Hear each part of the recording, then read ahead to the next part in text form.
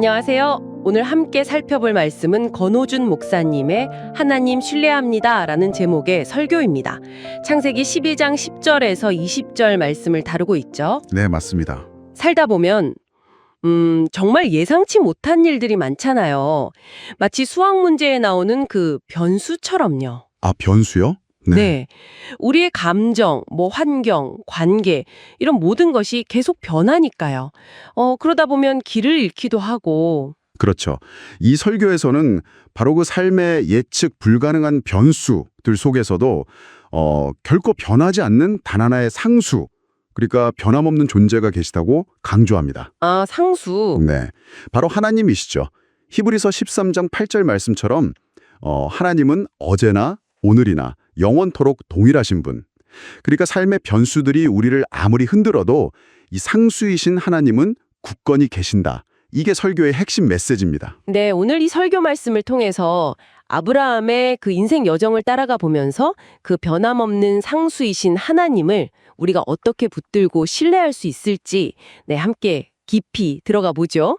이야기의 시작은 하나님의 부르심이죠. 네. 아브라함에게 익숙했던 모든 것, 그러니까 고향, 친척, 아버지 집 다 떠나서 내가 내게 보여줄 땅으로 가라 이렇게 명령하시잖아요. 그렇죠. 안정된 삶을 버리고 그야말로 불확실한 미래로 나아가라는 거니까요. 정말 쉽지 않은 결정이었을 것 같아요. 그럼요. 하지만 하나님은 그 부르심과 함께 엄청난 약속을 주십니다. 설교에서는 이제 8가지 축복을 구체적으로 언급하는데 큰 민족을 이루고 또 복의 근원이 되고. 아, 복의 근원. 네. 그리고 아브라함을 통해 모든 족속이 복을 받게 될 거라는. 이건 아브라함 개인뿐 아니라 온 인류를 향한 하나님의 큰 그림이죠. 특히 그 복이라는 단어가 정말 많이 나오더라고요. 짧은 구절인데도. 맞아요.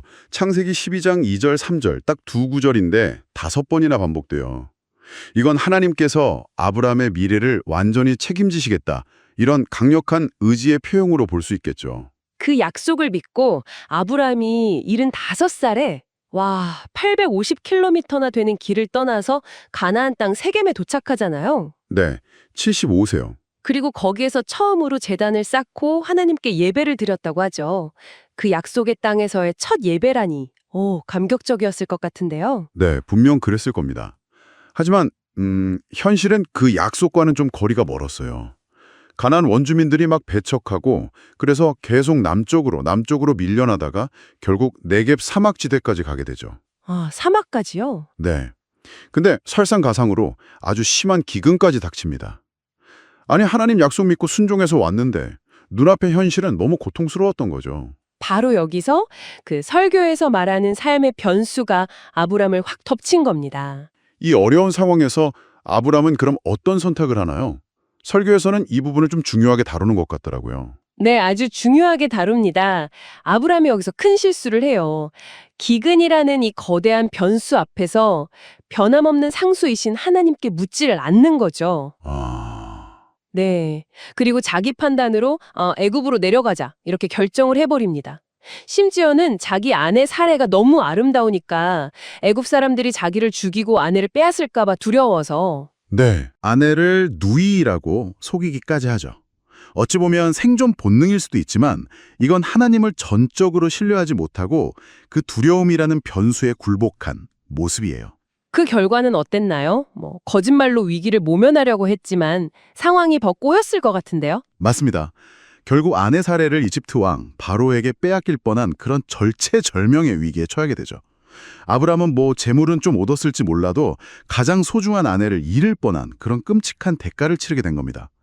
자신의 어떤 꾀나 힘으로는 아무것도 해결할 수 없는 완전한 실패의 지점이었죠. 정말 절망적인 순간이었겠네요. 그럼 이 상황은 어떻게 해결되나요? 아브람 힘으로는 안 될 것 같은데. 바로 이 지점이 설교에서 가장 강조하는 부분입니다. 인간의 계획과 힘이 완전히 실패한 바로 그 순간 하나님이 움직이셨다는 거예요. 아, 하나님이? 네. 아브람의 실수, 또 그의 불신앙에도 불구하고 하나님은 자신이 하신 약속에 신실하셨기 때문에 직접 개입하신 거죠. 바로와 그 집에 재앙을 내리셔서 사례를 되찾게 하십니다. 이건 아브람이 뭘 잘해서 얻은 결과가 전혀 아니에요. 전적으로 약속을 지키시는 하나님의 은혜이자 강력한 구원이었습니다. 아브라함이라는 변수는 실패했지만 하나님이라는 상수는 여전히 신실하셨던 거죠. 아, 아브람은 이 사건을 통해서 정말 큰 깨달음을 얻었겠군요. 네, 그렇습니다. 자신이 하나님을 그냥 놓아버린 것 같은 그 순간에도 하나님은 결코 자신을 포기하지 않으셨다는 사실을 정말 뼈저리게 깨달았을 겁니다. 그래서 그는 애굽에서 얻은 모든 것을 가지고 다시 가나안 땅으로 돌아오죠. 그리고 처음 제단을 쌓았던 바로 그 자리에서 하나님께 다시 예배하면서 무너졌던 신뢰를 회복합니다. 아브라함의 이야기가 오늘을 살아가는 우리에게도 참 깊은 울림을 주는 것 같습니다.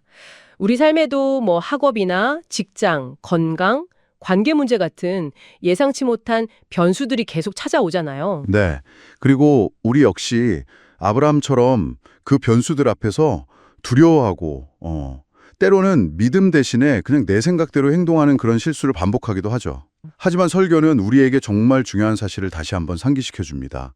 우리의 연약함, 우리의 실패라는 이런 변수들에도 불구하고 하나님은 언제나 변함없는 상수로서 우리 곁에 계시다는 것. 네. 로마서 8장의 말씀처럼 그 어떤 것, 그 어떤 상황도 우리를 그리스도 예수 안에 있는 하나님의 사랑에서 끊을 수 없다는 거죠. 그러니까 우리의 실패마저도 오히려 하나님의 그 신실하심을 드러내는 도구가 될 수 있다. 이런 말씀이군요. 바로 그 점입니다.